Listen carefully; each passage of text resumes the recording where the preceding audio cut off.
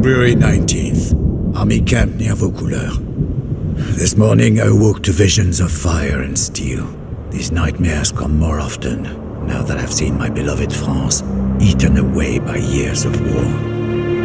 I wandered through camp, ignoring the new snowfall, but observing the wounds and weariness of every soldier under my command. Observing the desperation in their eyes. It was then that I first saw the girl. She told us that her name was Joan.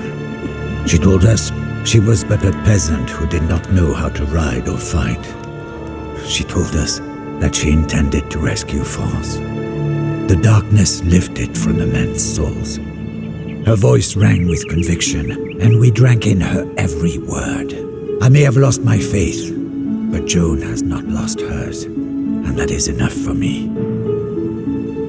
Joan has asked our ragged band of soldiers to take her to Chinon, where the rightful ruler of France, the Dauphin, hides from his foes. The war-torn land in between is infested with enemy marauders, and we will lose many men. Death is by now an old companion, but for Joan, we will face it again.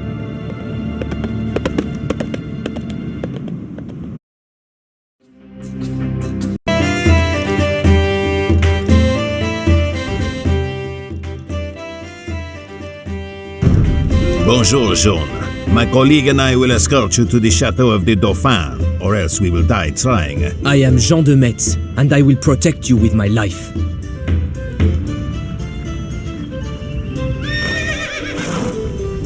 Oil. Pirax, Lippe. Certes. Oil. You must be wary on the road ahead. Pirax. Our enemies, the English, are out in force, and their Burgundian allies are thick as rats. Discretion is the better part of valor. You are Joan of Arc. I have heard your claims and believe what you say. We will follow you to Chinon. Wait! You might have need of a few archers on the road ahead.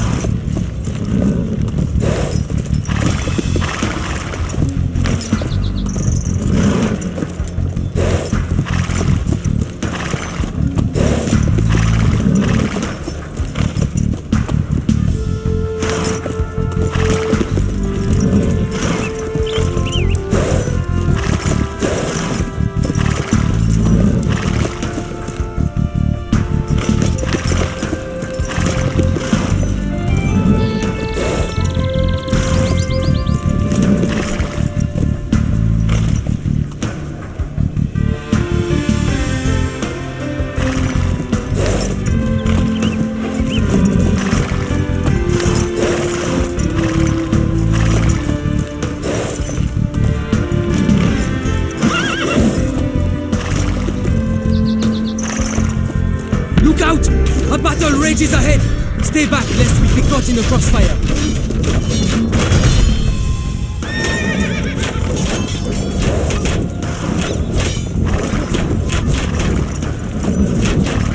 Another glorious loss for France. I hope you really can turn the tide of this war, Joan of Arc.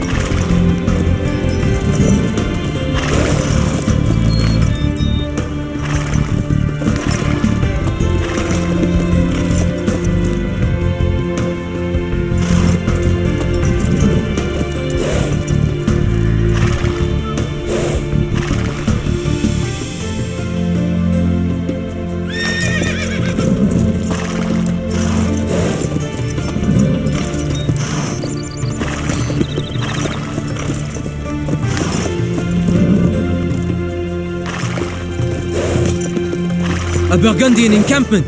We'll never get through that wall without siege equipment.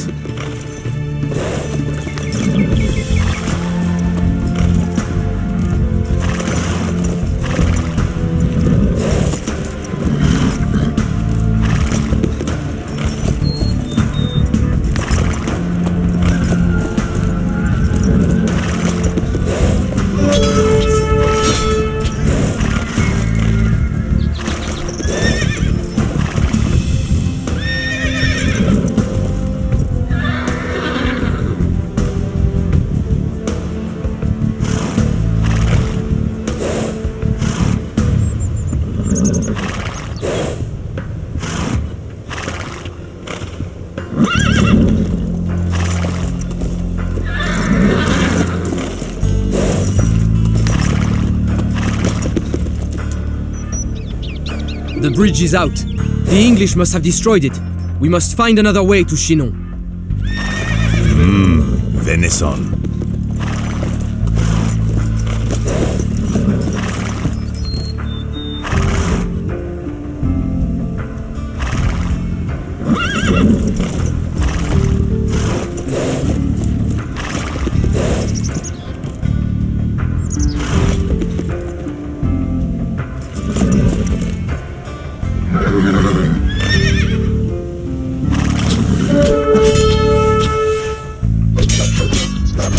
Highwaymen preying on helpless travelers?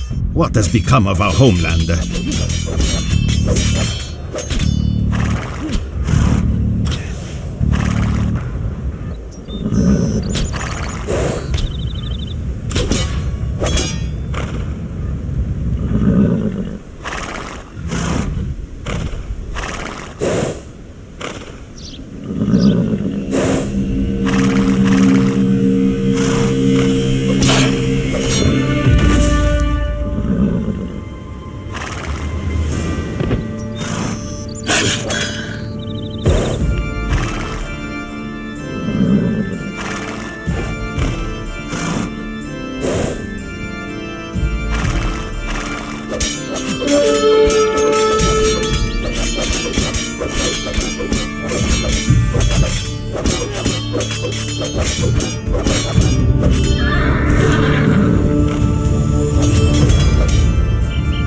Prêt, Oyel. Certes, Oyel, Livet.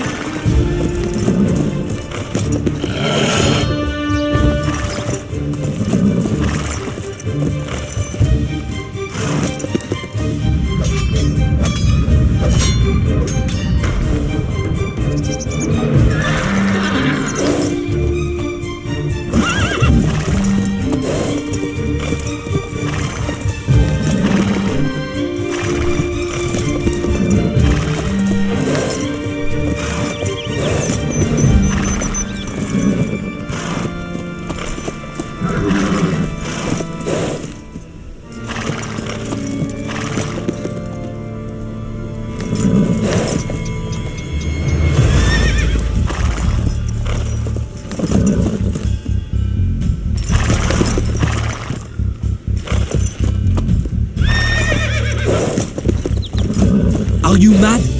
Across that bridge lies a Burgundian castle and many men. Turn back at once.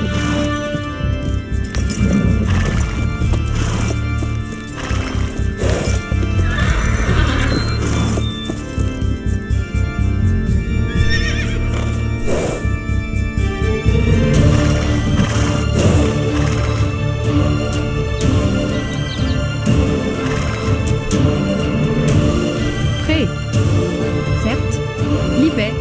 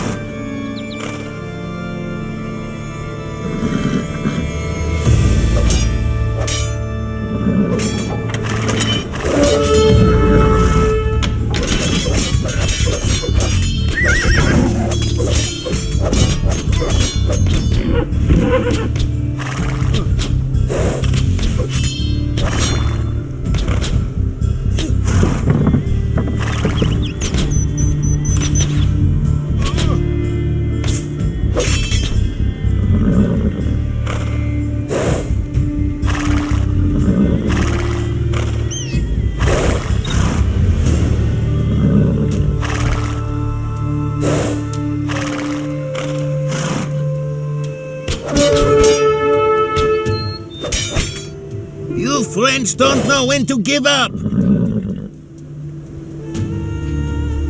Que fait Oyel?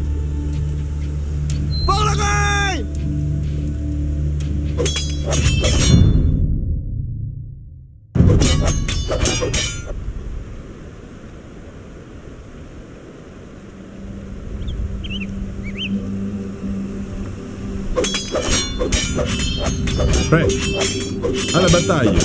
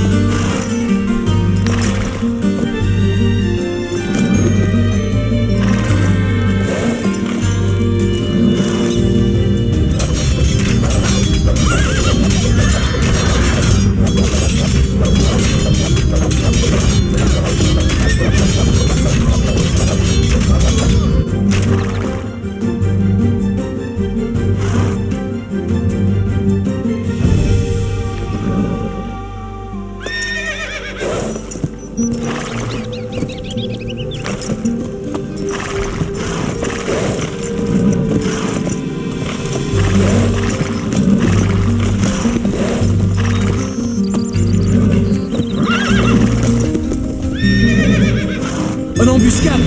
There are Burgundian soldiers everywhere! Hurry west to the river where we can make our escape! Qu'est fait? Que fait? Libère. Cueilleur, certes. Libère. Da. Que fait? Assaut. Kay, Verax, certes.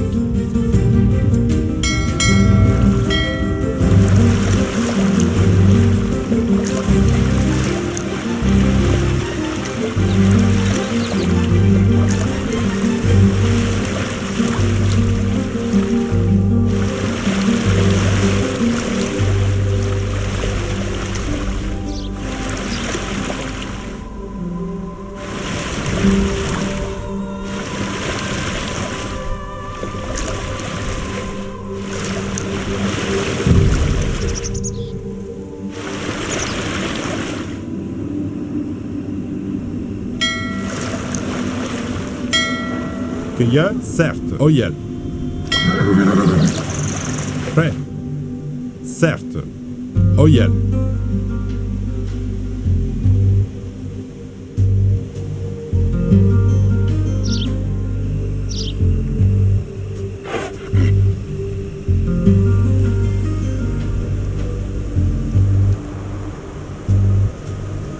Chinon, we have made it.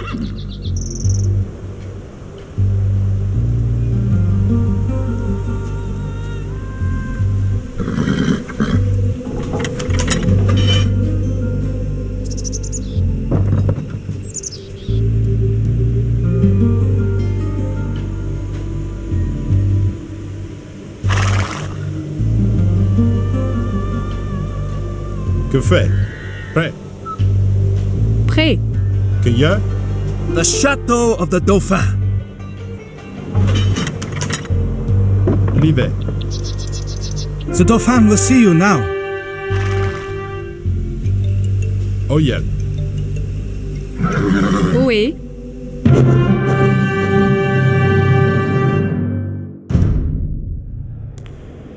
As Joan's footsteps echoed down the marbled hall of the chateau, the fat and whispering dukes did naught but stare. The Dauphin himself seemed afraid as she kissed his feet.